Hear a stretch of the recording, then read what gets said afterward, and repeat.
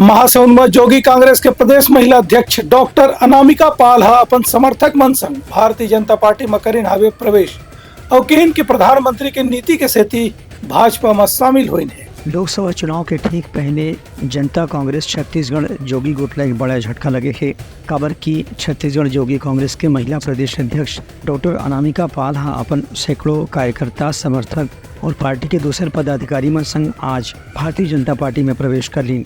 ये मौका में प्रदेश भाजपा कार्यालय में प्रदेश भाजपा अध्यक्ष किरण सिंहदेव समेत दूसरे पदाधिकारी मन मौजूद रहीन। ये मौका में JCCJ जनता कांग्रेस छत्तीसगढ़ जोगी के महिला प्रदेश अध्यक्ष डॉक्टर अनामिका पाल के कहना रही से कि इसमें पूरा देश में माहौल प्रधानमंत्री नरेंद्र मोदी के पक्ष में देखे बर मिला थे।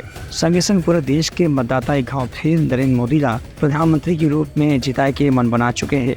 एक स्थिति उनका रीति नीति से प्रभावित होकर के वह अपन समर्थक मन संग जनता कांग्रेस छत्तीसगढ़ जोगी ला छोड़ करके भारतीय जनता पार्टी में शामिल हुए थे।